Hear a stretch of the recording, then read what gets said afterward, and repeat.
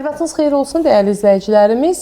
Hazırda 21-ci yüzilin növbəti bir qadın siması bizim müsahibimizdir. O, sahibkarlıq fəaliyyətindən keçdiyi təcrübəsindən və eyni zamanda bu yolda rastlaşdığı qayğılardan, problemlərdən danışacaq. Beləliklə, müsahibimiz Sonar Farm dərman şirkətinin sahibi Mahirə Əsədovadır. Mahirə xanım, xoş gördük sizi.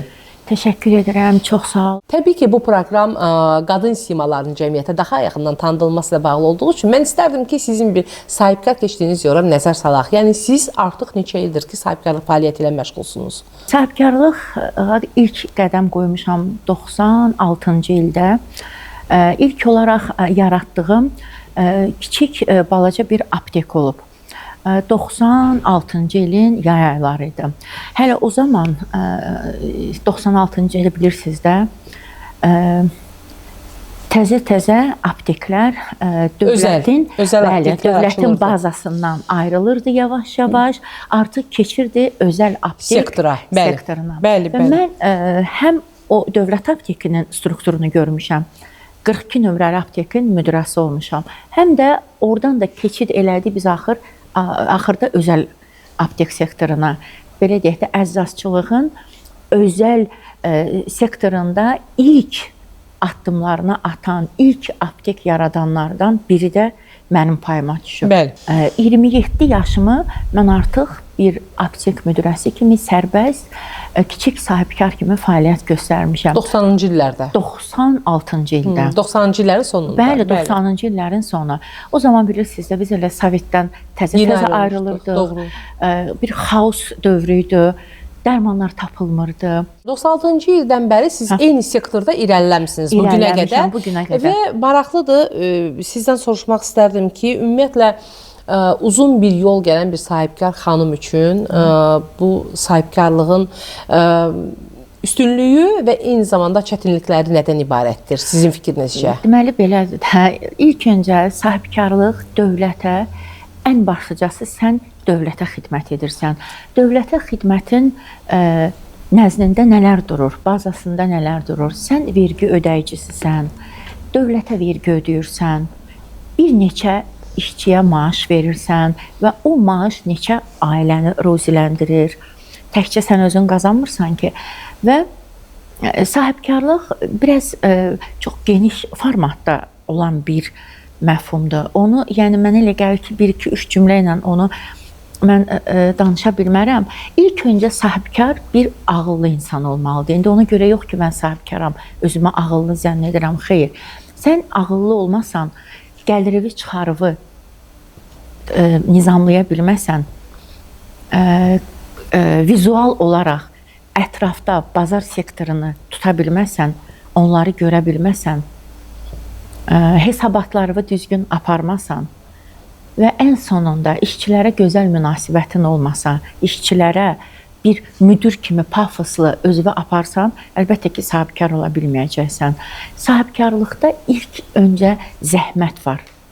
İşi sevmək var. İşi sevmək var. Bax, inanın, mən indi bilirəm ki, evə saat 7-də, 8-də gəlmək, 6-da gəlmək nədir? Axır bir 3-4 ildə. Amma o günə qədər, baxmayaraq ki, o açdığım apteklər özümün olub, açdığım dərman şirkəti özümün olub. Yəni, mən onu belə deyək də, haradasa müəyyən mənada, yəni evdən də oturub idarə edə bilərəm və yaxud müəyyən zaman limitində gedib orada oturub işlərimi apara bilərəm. Amma mən bunlarla kifayətlənməmişəm. Çünki mənim aləmimdə ilk öncə sahibkarlığın bünövrəsində bir faydalı zəhmət olmalıdır. O zəhmətdən sənin ətrafın faydalanmalıdır, sənin işçilərin faydalanmalıdır. Mahirə xanım, bəs siz sadaladığınız keyfiyyətlər demək ki, sahibkarlığın üstünlükləri kimi sayırsınız. Bəs çətinliklər nədən ibarətdir? Çətinlikləri odur ki, siz dərman sektorunda bir nüfus sahibi olursunuz və o nüfus sahibinin arxasında bir maddi qazanc əldə edirsiniz və sizin belə deyək də, əldə etdiyiniz müəyyən gəlirlər olur. Və həmin bu gəlirlərlə siz insanlara faydalı olursunuz, işçilərinizə faydalı olursunuz, dövlətə müəyyən miqdar vergi verirsiniz. Vergi ödəyicisiniz. Bəli, vergi ödəyicisiyəm. Və ətrafdan sənin bu imicin, sənin bu duruşun və sənin bu bacardığın bu iş, bacarığın, bəli, bəzi müəyyən insanlara xoş gəlmir. Xoş gəlmir və səni müəyyən mənada özünlə yox, iş qurduğun, iş birliyində olduğun insanların tərəfindən bir də görürsən ki, sənə maneələr yaradırlar. Düzdür, o maneələri də enində, sonunda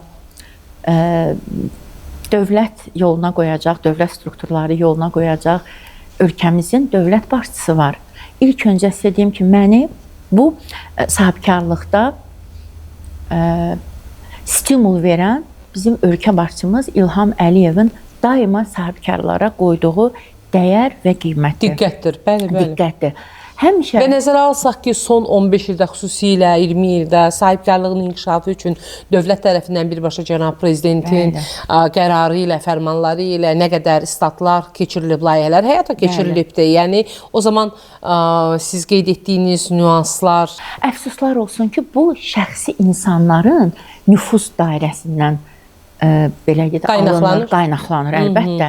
Şəxsi hansı ki, məsələn, o insanların belə deyək də nüfuzu Azərbaycanda bəli, böyük olub, çox olub. Yəni siz düşünürsünüz ki, bugün bir sahibkara süni maneələr yaradılır. Bəli, bəli, süni maneə və mən həmin o süni şəxsi nüfuzdan istifadə edib süni maneələrə məruz qalmış bir sahibkaram. Bununla bağlı bizim çox hörmətli hüquq mühafizə orqanlarına, prokurorluğa, daxili işlər orqanına müraciət etmişəm və əgər bu hüquq mühafizə orqanları tərəfindən hansısa bir müsbət addımlar görmədikdə, əlbəttə ki, sonunda ölkə başçımız cənab İlham Əliyevə müraciət edəcəm. Və mən düşünürəm ki, cənab İlham Əliyevin siyasətinə çox güclü bir, zid bir addımlardır sahibkara bax. Qarşı törədilən süni maneələr. Siz bu süni maneələri törədənlərlə bağlı məlumatlısınız özünüz. Onların kimliyini açıqlaya bilirsinizmi cəmiyyətə? Yox, hələ ki kimliyini açıqlamıram. Belə deyək də, ola bilər müəyyən istintaq sirri olar, ola bilər hüquq mühafizə orqanlarında aparılır bu işlər.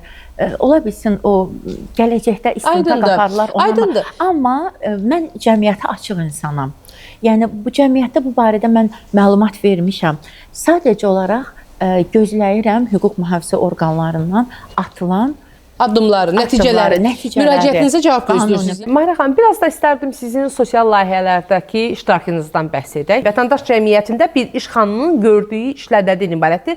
Qoy cəmiyyət də bilsin. Siz bilirsiniz ki, bu həyatda, bu dünyada ən xeyirli insan ətrafına, cəmiyyətinə, ilk öncə dövlətinə faydalı ola bilən insandır.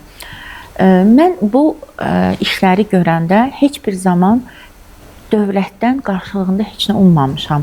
Onu mənim bir vətəndaş cəmiyyətinin üzvü olaraq özümə bir mənəvi borc bilmişəm bu işləri eləmək.